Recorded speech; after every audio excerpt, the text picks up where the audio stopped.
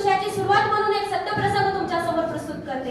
गांधी या चित्रपटाच्या निर्मितीसाठी त्याचे दिग्दर्शक सर रिचर्ड अॅटनबरो भारतात आले होते। त्यावेळेस पनवेल जवळ त्यांच्या चित्रपटातील टॉलस्टॉय आश्रमाचे चित्रीकरण करत असताना त्यांना आपल्या मराठी भाषेतील सुरेश कुशवाह नावाचे एक जाणकार बुजुर्ग येऊन भेटतात आणि ते त्यांना प्रश्न विचारतात, अमेरिकेच्या स्वातंत्र्यासाठी तलवार घेऊन लढणारा वॉशिंग्टन तुमच्या समोर होता, इंग्लंडचा क्रॉमवेल, रशियाचा लॅनिन, इटलीचा बोनापार्टे आणि चीनचा माओ सुद्धा तुम्हाला दिसत होता। इतके सारे स्वातंत्र्य लढ्याचे नेते तुमच्या समोर असूनही तुम्ही भारतातील महात्मा गांधीजी यांच्या जीवनावर चित्रपट निर्मितीसाठी का आलात? तर तेव्हा सर रिचर्ड अॅटनबरो यांचं उत्तर असं होतं, हातात तलवार घेऊन लढणारे आणि रक्तरंजित क्रांतीचा इतिहास घडवणारे बरेचसे नेते आले आणि बरेचसे नेते गेले, पण साऱ्या जगात शांती, प्रेम, सत्य, अहिंसा प्रस्थापित करणारे आणि साऱ्या जगात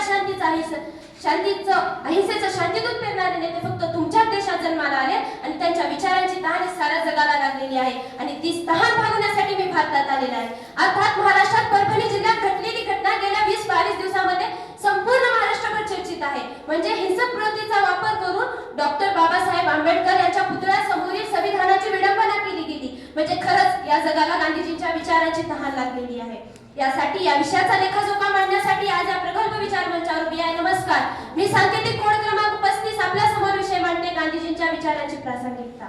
मित्रांनो, धर्मामुळे माणसाला ओळख, संस्कृतीला दिशा आणि समाजाला भान प्राप्त होतं, पण सध्याच्या संक्रमणाच्या काळामध्ये, वर्तमानाच्या युगामध्ये धर्माच्या भांडवलदारांनी, सत्तेच्या गुलामांनी आणि मानवतेवर अत्याचार करणाऱ्यांनी सध्याला धर्माचं व्यापारीकरण करून टाकलंय। म्हणजे आपला धर्म कोणता, आपली संस्कृती काय आणि आपल्या धर्माचे उद्दिष्ट काय, यात आज समाजामध्ये संभ्रम निर्माण केलाय। जर का आम्हाला तो संभ्रम दूर करायचा असेल ना, तर आम्हाला गांधीजींच्या धर्माबद्दलच्या विचारांना आणि गांधीजींच्या धर्माबद्दलच्या संकल्पनांना आत्मसात करायला हवं।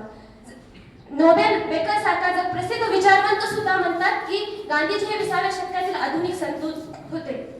धर्म तो नाही जो पुस्तकात बांधला गेलेला आहे, धर्म तर तो आहे जो आपल्या देशाची, आपल्या प्रांताची, आपल्या ज्ञानाची आणि आपल्या मानवतेचं रक्षण करत असतं। महात्मा गांधीजी यांच्या विचारांमध्ये आणि त्यांच्या धर्माबद्दलच्या संकल्पनेमध्ये जातभेद, वर्णभेद, वंशभेद, रंगभेद अशा कोणत्याच भेदाला कोणी मात्र देखील स्थान नव्हतं।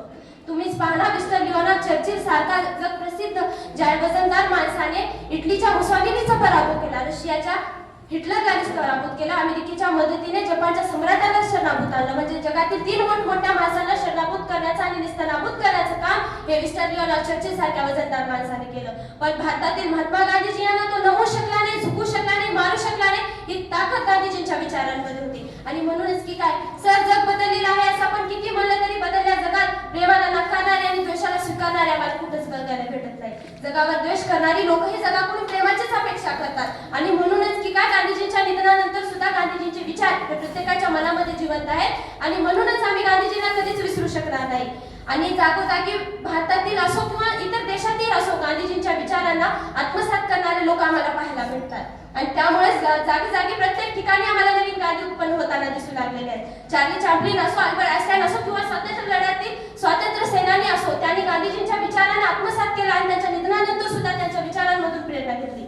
अमेरिकेत जर का आम्हाला एक सामाजिक कार्य पार पाडायचं असेल ना, तेथील देखील मार्टिन लुथर किंग यांना गांधीजींच्या विचारांची अपरिहार्यता भासते। चीनमध्ये तेनात चौकात आंदोलन करणारे गरम रक्ताचे चीनी युवक सुद्धा आंदोलन करत असताना गांधीजींची सत्य आणि अहिंसा या तत्वानुसार आंदोलन हे यशस्वीपणे पार पाडतात। म्यानमारमध्ये एका निशस्त्र महिलेसमोर जर का संपूर्ण लष्करशाहीला झुकावं लागत असेल ना, तर ती ताकद ही गांधीजींच्या विचारांमध्ये होती। अहो इतकंच नाही, भारतात पाहिलं तर नरेंद्र मोदी असो, राहुल गांधी असो किंवा इतर कोणी असो, जर त्यांना सामाजिक बदल घडून आणायचा असेल, सामाजिक परिवर्तन करायचं असेल, तर त्यांना देखील गांधीजींच्या विचारांची अपरिहार्यता भासते।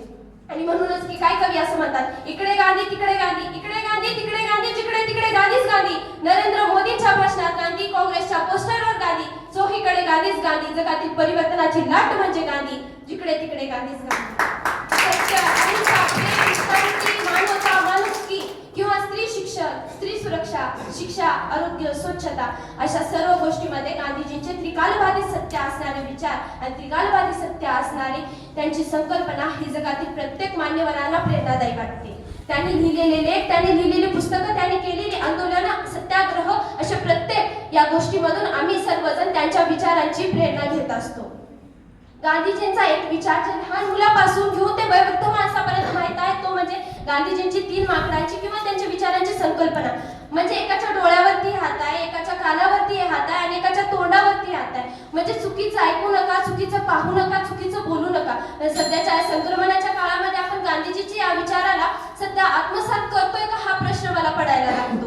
म्हणजे सध्याच्या या संक्रमणाच्या काळामध्ये आमच्या ताईवर अत्याचार होत आहे, जागोजागी प्रत्येक गुन्हेगारी वाढत आहे. आमच्या डॉक्टर बाबासाहेब आंबेडकरांच्या पुतळ्यासमोर संविधानाची विडंबना करत आहेत. म्हणजे ठिकठिकाणी वेगवेगळे सध्याच्या संक्रमणाच्या काळामध्ये गुन्हे होत आहेत. पण जेव्हा मी या स्पर्धेची पत्रिका पाहते आणि मला गांधीजींच्या विचारांचा विषय पाहायला मिळतो, तेव्हा वाटतं खरंच या जगाला गांधीजींच्या विचारांची तहान लागलेली आहे. या विषयामुळे खरंच सगळ्यांना हिंसेचा मार्ग सोडून अहिंसेचा मार्ग निवडायचा आहे याची प्रेरणा भेटेल. शेवटी जाताना एवढंच म्हणेन,